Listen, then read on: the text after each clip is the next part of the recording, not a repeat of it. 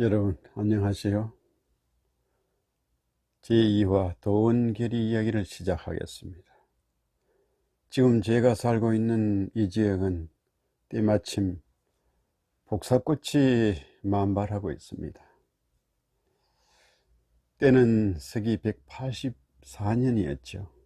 지금으로부터 1837년 전이었습니다. 동안 제12대 영제 중평 원년 2월 달이었습니다. 음력 2월이었으니까 바로 이맘때쯤이죠.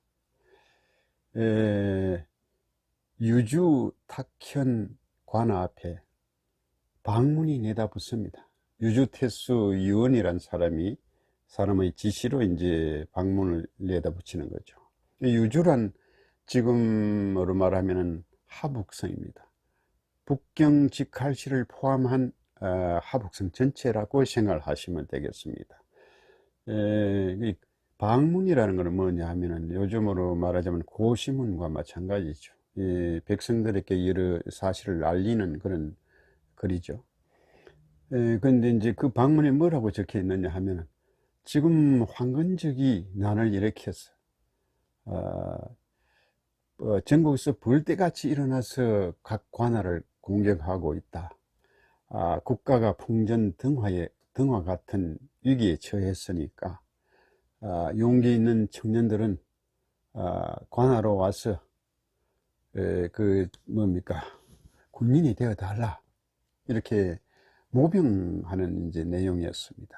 근데 서한 시대에는 징병제였지만 이 동한 시대에는 모병제였다 그래요. 모병제를 실시했다 그럽니다. 그래서 이제 이런 방문이 이제 나붙게 되는 건데 이 방문 앞에 이제 세 명의 호걸이 나타나면서부터 이제 이야기가 시작되는 거죠. 이야기 시작했는데, 근데 이 황건적들은 왜 밀란을 일으켰을까요? 황건이라는 건 뭐냐 하면 누를 황제의 수건 건자죠.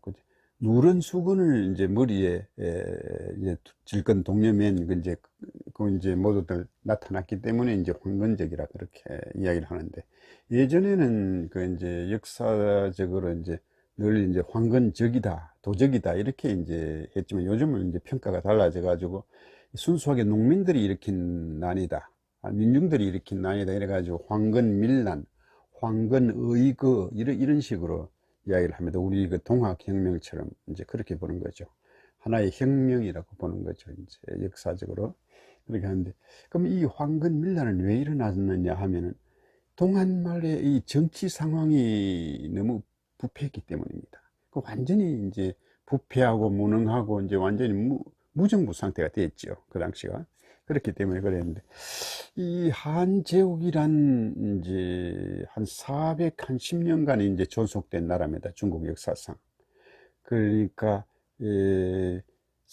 기원전 한 206년에서부터 기원 후 한 이제 220년까지죠. 그래서 총 치면은 425년 정도 이제 됩니다만, 중간에 왕망이란 사람이 나라를 찬탈해서 한 15년 동안 통치를 했습니다. 그걸 신나라라 그러는데, 그 15년을 빼고 나면은 한 410년 정도 되죠. 실제 이제 존속 기간은 410년 정도 되는데, 그러니까 기원을 전후해 가지고 이제 기원 전후를 이제 걸쳐가 있었던 410년 동안 400년 동안 뭐 있었던 나라라고 생각하시면 되겠습니다.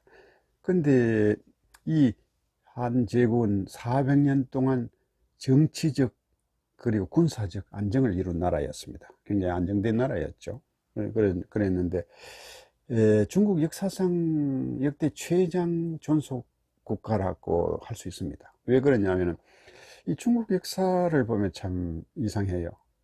우리 역사는 국가들이 상당히 길잖아요. 신라는 천년에서부터 9년 모자라는 천년이죠. 신라 천년에서 뭐 우리는 고구려 같은 경우에는 705년인가 이렇죠. 뭐 그러니까 가장 짧은 나라라 해봐야 우리 역사상 고려입니다. 고려가 그래도 475년, 25년 모자라는 500년이죠. 이조는 519년 아닙니까? 그러니까 거의가 다 500년 이상 되죠. 우리나라는 500에서 700, 900 이렇게 되는데 900년씩 이렇게 되는데 중국은 300년을 이렇게 나라가 없습니다. 뭐 그 송나라, 당나라, 송나라 뭐 뭡니까 진시황이 세운 나라 이런 거는 15년에서 망하죠. 15년밖에 존속 못하죠. 수나라 같은 경우에도 뭐 30년을 못 채우죠. 29년 만에 망하잖아요. 그 다음에 당나라, 송나라, 명나라, 청나라, 뭐, 300년을 못 채웁니다. 그 중에서 송나라가 319년 겨우 채우죠. 그 이외에는 뭡니까? 이게, 한나라가 가장 길죠. 주나라 해봐야 850년이라 그러지만은 229년 이후에는 춘추 전국시대가 되니까 혼란이 오죠. 한제국만큼은 400년이 넘었다는 거죠. 그래서 이 한제국 시대에는 춘추 전국 시대의 다양한 춘추 전국 시대에 일어난 다양한 문화들이 상호 융합해 가지고 완전한 중국 고전 문화를 정체성 있는 중국 고전 문화를 형성한 시대라고 봅니다. 보통 그렇게. 그래서 이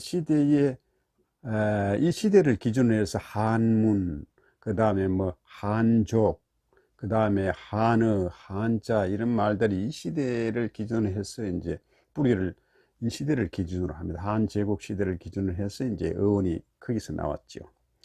근데 이 국가의 부정부패의 이제 근본 원인은 뭐냐면 정권 교체 때마다 외척과 황관들이 번갈아 가면서 이 권력 다툼을 하는 바람에 이제 그렇게 이제 나라가 아주 부패하게 됐죠. 이제 이 외척과 황관은 그럼 왜 이렇게 번갈아 가면서 권력 다툼을 했는가? 그 원인에는 두 가지가 있습니다. 한 가지는 종법제도라고 볼 수 있어요. 종법제도. 그 종법제도란 뭡니까? 이 적장자 세습제도죠. 요즘 같으면 어떻게 합니까? 새로운 이제 정권 교체 때마다 선거를 해서 좀 유능한 사람을 뽑지만, 그 당시만 해도 이제 왕조 세습 시대니까, 그게 잘났건 못났건 이제 적장자를 이제 다음 이제 세습권을 줬으니까요. 이제 그런 이제 문제점이 있었죠. 그게 한 가지고, 또 한 가지는 이제 그런 어린 황제가 들었을 때 이제 황태후가 이제 수렴청정하는 그런 제도입니다. 이 두 가지 때문에 이제 그런 문제들이 생겼는데, 특히 동한 때는 서한, 동한 이렇게 나누죠. 서한.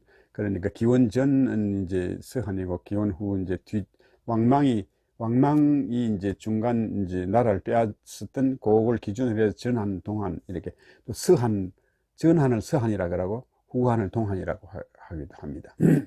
근데 이 동한 이제 황제가 14명이었는데 이 14명 중에 8명이 15살 미만의 이제 황제가 됩니다. 왜 15살 뭘 압니까? 전혀 어린애잖아요. 완전히 어린애잖아요. 15살 뿐 아니라 2살의 임금이 된 사람도 있었고 8살, 9살짜리도 있었는데 이 다 적장자 문제 때문에 또 주로 이런 문제들이 생겼죠. 그 다음에 이제 4대 화제 때부터는 어떻게 했냐면 그 이후로 쭉 수명이 굉장히 짧았습니다. 아주 단명했습니다. 임금들이 단명했는데 그 수명이 비교적 길었다는 환제해와야 36살에 죽었어요. 그 다음에 영제는 32살, 순제는 30살, 이 화제 자신은 27살에 죽었어요.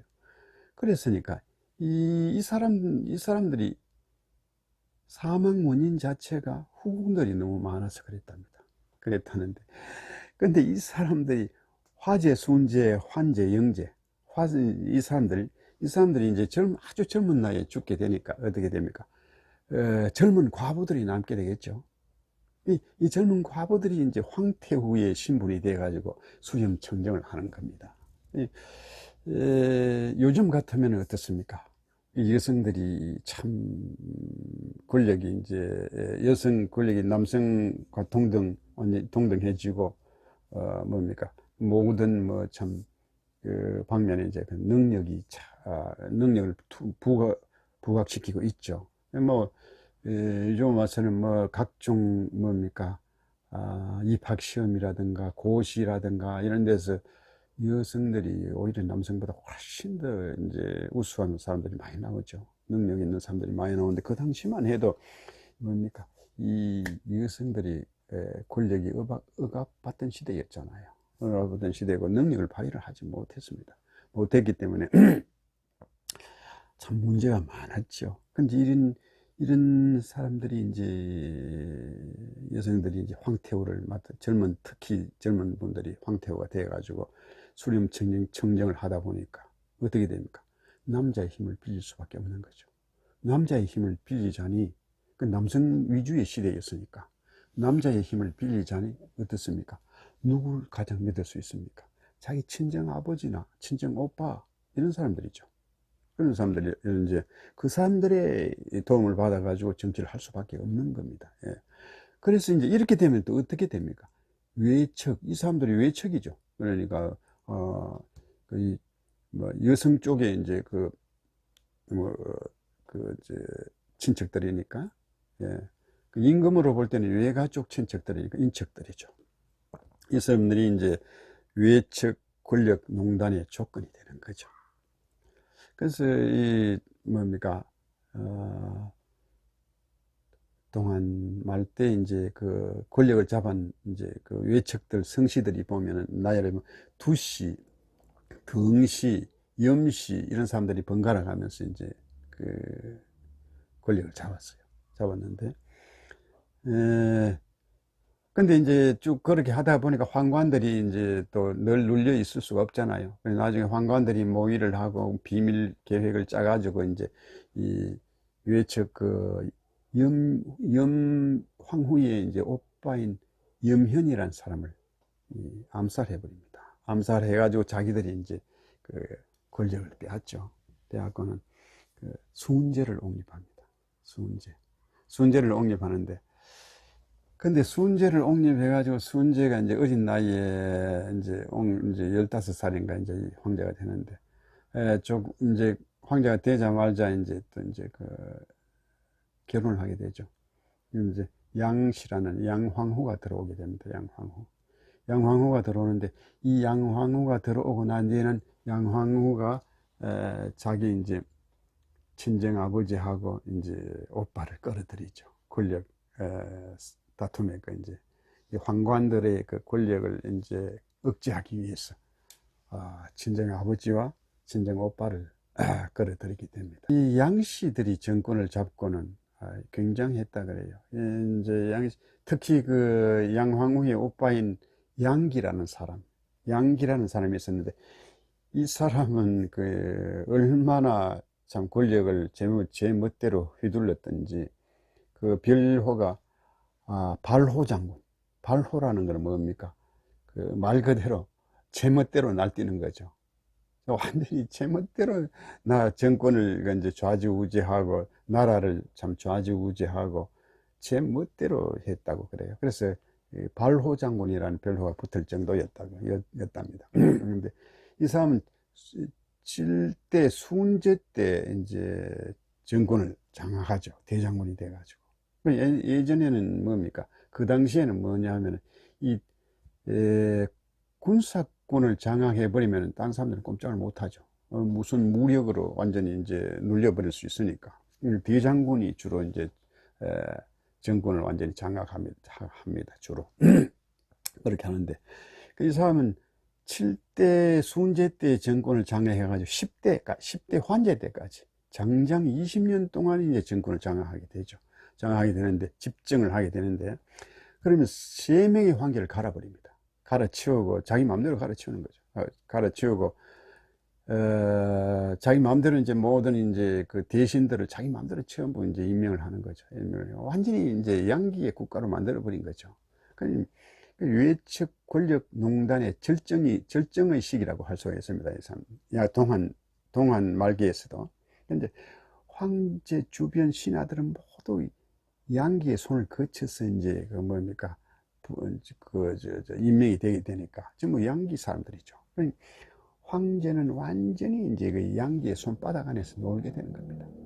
놀게 되는 거죠. 그러니까 그 모든 지방에서 올라오는 이 곡물들, 황궁에 바치는 곡물들도 우선 양기의 저택으로 먼저 들어가야 돼. 들어가고 난 뒤에 양기가 선별해서 좋은 거는 자기가 다 빼고 뭐 거기 차등되는 것들만 이제 황궁으로 보내는 거죠. 그 나라만 황제의 나라지 완전히 이제 실제로는 양기가 모든 걸 다 하는 거죠. 그래서 양기가 어떻게 했는가 하면 자기 집안 사람들을 처음 높은 자리에 다 앉혔어요. 그러니 양가 일문 중에 이제 제후가 7명이었고 황후가 3명이 나왔고 귀인 6명이 나왔다 그래요. 귀인이라는 거는 우리나라 귀비와 마찬가지죠. 황후 다음 높은 직위죠.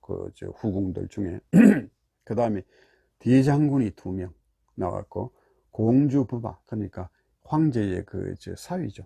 사위가 3명 나왔고 여자 권속들 중에는 그 양기의 양기 일가의 여자 권속들 중에 군칭호를 받는 사람들이 7명이 나왔다 그래요.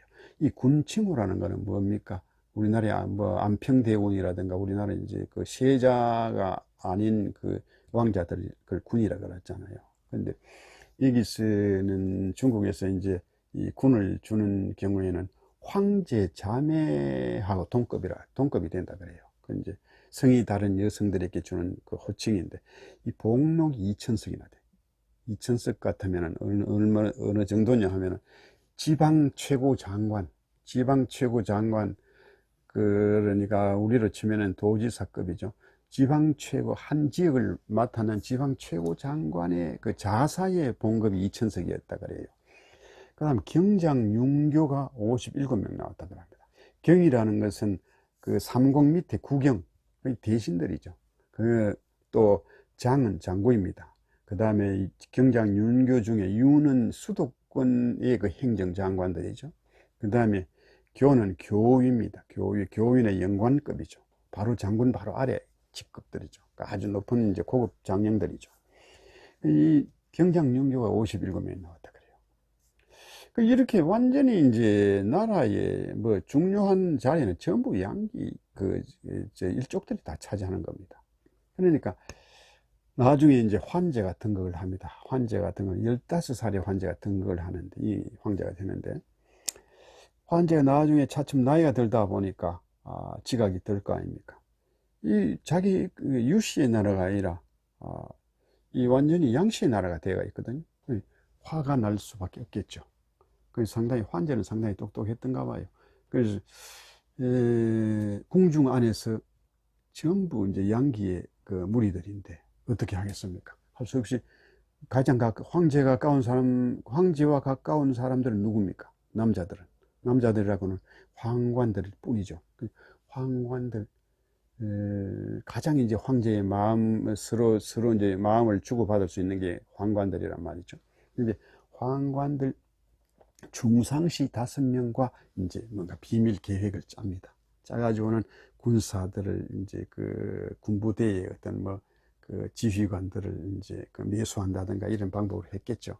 해가지고는 그 양기를 없애기로 합니다. 근데 양기 저택을 공격하죠. 군사 공격을 가하죠. 그렇게 하니까 양기는 포위된 상태에서 방법이 없으니까 자살합니다. 결국 양기가 자살하는데, 여기서 양기가 죽고 나자 그 양기의 이 가문에서 쏟아져 나온 돈이 30억 전이나 된다 그래요. 어떤 뭐 기록에는 20억 전이다, 이렇게 30억 전이다 이렇게 하는데, 그 정도의 돈이라면 그 한나라 제국의 세금 전체의 절반을 차지한다 그래요.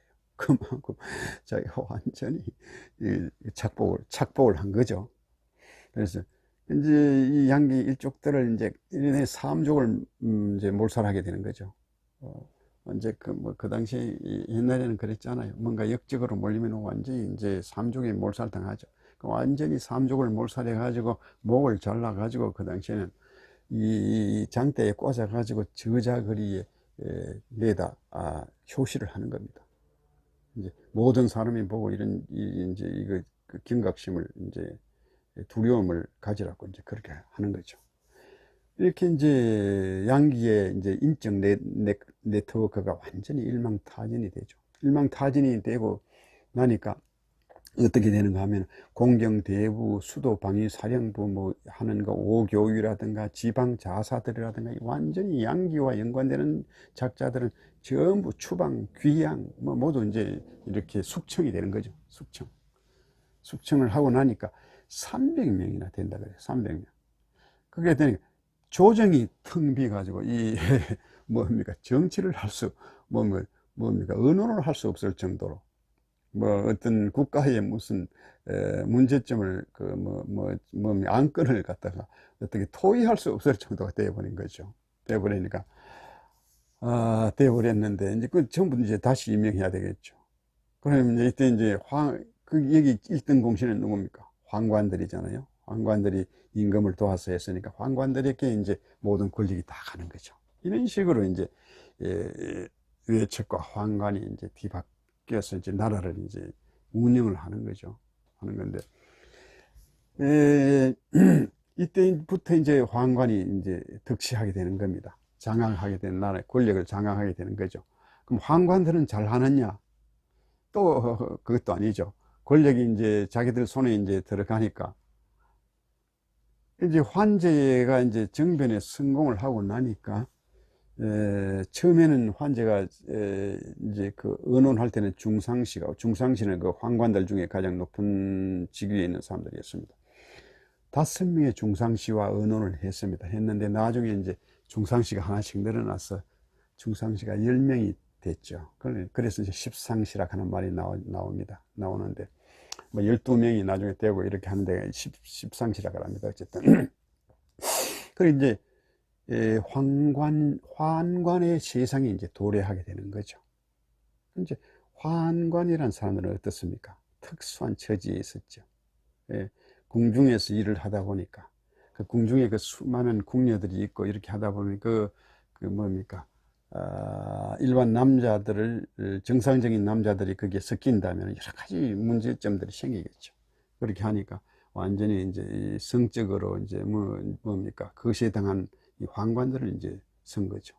근데 이 황관들은 이제 뭡니까? 황태우라든가 이쪽 사람 여기도 물론 거래할 수 있었고 황제의 가장 측근에서 뭐 황제의 명령이라든가 신하들의 어떤 그 표문이라든가 상소라든가 이런 걸 이 사람들이 전부 출납을 다 하는 거죠. 출납을 다 하니까 그 안에서 여러 가지 이제 이 사람들이 그 비밀도 알게 되고 뭐 정치 내용도 알게 되고 이제 이렇게 되는 거죠. 이렇게 되는데 이 사람들은 특수한 상황에 있다 보니까 그렇게 되니까 이제 그 재물과 권력에 탐닉하게 되는 거죠. 그렇게 되다 보면 또 어떻게 됩니까? 그렇게 되다 보면은 또 권력을 가지고 있으니까 여기 또 아부하는 사람들이 또 생겨나겠죠. 고개 숙이고 자기 이권을 챙기려고 이제 들어오는 이런 여러 가지 사람들이 많이 생겨나겠죠. 그래 되면 이 사람들이 또 권력 농단을 하는 겁니다. 매작으로 이제 이렇게 또 번지게 되는 거죠. 그러니까 관직을 이 사람들이 돈을 받고 네 돈을 얼마 내면은 어떤 관직을 주겠다든가 이런 식으로 해가지고 매작이 또 성행하게 되고 그럼 자연적으로 능력 없는 사람이 들어오게 되고 또 들어온 사람은 돈 내고 들어온 사람 뇌물로 들어온 사람은 어떻게 됩니까? 또 자기 그 본전을 뽑으려고 하겠죠. 그래 되면은 또 다른 사람들을 덩치고 죄 없는 백성들을 덩치고 이제 이런 식으로 이제 국가가 혼란스럽게 되어 가는 거죠. 또 해야 될 거는 하지도 안 하고 안 해야 될 거는 하고 이런 식으로 임금의 눈을 속이고 이렇게 되는 거죠. 그럼 이제 인의 장막에 갈린 임금은 또 그걸 또 이제 파악을 잘 못하는 거죠. 그 말만 듣고 그 사람이 일일이 나가서 모든 걸 파악할 수 없잖아요. 참 이게 참 인사가 만사라는 말들이 이제 여기 나오는 거죠. 그래 돼서 이제 또 부정부패가 만연하는 겁니다. 다시 나라 꼴이 그 외척이 있을 때보다 더 엉망으로 또 됐어요. 더 엉망으로 되니까 어떻게 됩니까? 어떤 나라든지 이제 문제가 생기고 엉망이 되고 하면 제일 먼저 일어나는 게 역시 젊은 사람들이잖아요. 젊은 학생들이잖아요. 그러니까 이때도 역시 태학생들이 들고 일어납니다. 태학생은 최고 학부죠. 그 당시 수도에만 있는 게 이제 태학생이었습니다. 우리나라의 성균관, 뭐 유생들 이렇게 생각을 하시면 되겠습니다. 대학생들 3만 명이 나라 꼴이 엉망인 것을 보고 이제